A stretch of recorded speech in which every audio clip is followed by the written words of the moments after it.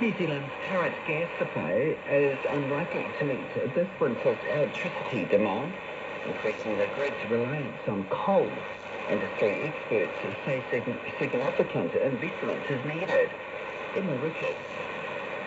Emma Rickhouse reports. Gas supply from New Zealand's existing fields has been lower than expected this year. That, combined with underinvestment in quick start heat infrastructure, means gas cannot plug the gaps in electricity demand. Industry representatives say policies from the previous government, such as the ban on offshore oil and gas exploration, discouraged investment. The current government has reversed several of them, but many investors have already left the market. There are now calls in the sector for a bipartisan energy plan to boost investors' confidence. An international group of scientists have arrived at the Honga Bay volcano in Tonga to conduct research to better understand the cause of the powerful 2022 eruption. New Zealand scientist Cornel Daron is leading the voyage on board research vessel RV Tangaroa. Tsunami waves generated by the volcanic eruption killed 3 people and resulted in damage to thousands of homes and infrastructure in the kingdom. In world news, the US President has announced sweeping new measures aimed at deterring migrants crossing into the United States from Mexico. Joe Biden sees the executive action as necessary to regain control of the border. He blamed Republicans for the collapse of a bipartisan deal. To protect America as a land that welcomes immigrants, we must first secure the border and secure it now. The simple truth is, there is a worldwide migrant crisis. If the United States has to secure our border, there's no limit to the number of people may try to come here. For those who say the steps I've taken are too strict, I say to you that be patient. Doing nothing is not an option. The measures will ban people who enter illegally from being granted asylum once the number of daily arrivals exceeds 2,500. Several people have been arrested in Hong Kong on the politically sensitive anniversary of the killing of pro-democracy protesters at Tiananmen Square in Beijing 35 years ago. The BBC's Martin Yip reports. Ever since Beijing imposed a national security law in Hong Kong in June 2020, the Tiananmen anniversary has been marked in Hong Kong by a heavy police presence around Victoria Park. Tonight, officers wearing anti-stabbing jackets have stopped and searched people. They told passers-by not to stay in the park unless they wanted to visit an event organized by pro-Beijing groups to celebrate local produce. For the second year in a row, diplomats from the EU, Germany and the Netherlands could be seen walking around the park in front of the press. In sports, 21-year-old Wellington Phoenix goalkeeper Alex Paulson has signed with English Premier League club Bournemouth for a record fee. It's the biggest outgoing transfer in Phoenix history, eclipsing Sarprit Singh's move to German giants Bayern Munich in 2019. The deal, worth a reported $4 million, comes after Paulson had a breakout campaign for the Phoenix, winning A-League Goalkeeper of the Year, Young Footballer of the Year, and Fans Player of the Year. Yannick Sinner will become the first to play in men's tennis world number 1 after defending champion Novak Djokovic pulled out of the French Open with injury. Djokovic withdrew before this morning's quarterfinal against Casper Ruud after hurting his knee in yesterday's 4th-round win.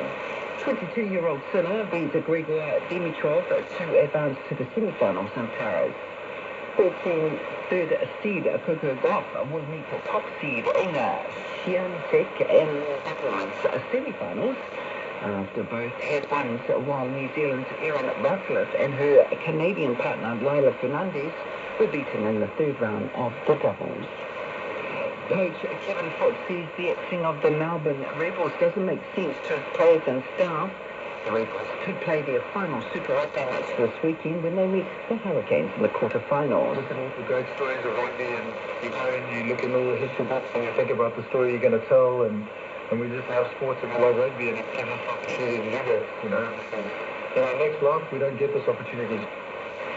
Second Olympic champion single star Emma Twigg will become the first New Zealand rower to compete in 5 Olympics after being named to the team for this year's Paris Games. The 37-year-old's first Olympics were as a 21-year-old in Beijing 2008, and she has advised for the many first-timers who will be working in France. There's an expectation as a member of the New Zealand rowing team, that we're going to go and win medals. And I think it's a really cool position for us all to be in, that we have this knowledge that on the world stage we can perform, but it's our time now, and it's our time to etch our names into the future of Olympic history. And what's happened in the past, happened in the past, but this is our year. Twigg expects that Paris will be her last Olympics. That's your latest RNZ Pacific News and Sport. For more stories, go to rnz.co.nz/Pacific.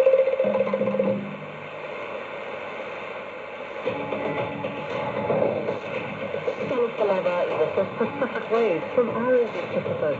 Answers on the 322 coming up. In Noah's case, this year is actually the 50th year of independence and free association with New Zealand. New Zealand's Prime Minister arrives in the Pacific, his first trip to the region since taking office. Also, They begin searching the bodies and also they are searching the families and other debris. an update on PNG's landslide disaster, and the story of Hurricane Sacred Mountain comes to Aotearoa.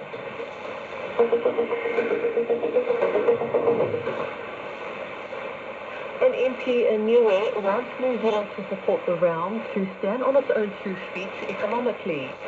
New Zealand Prime Minister Christopher Luxon has landed in Niue on his first official visit to the Pacific after assuming office. As Media News reports, the trip marks 5 decades since Niue made a decision to self-govern and free association with New Zealand.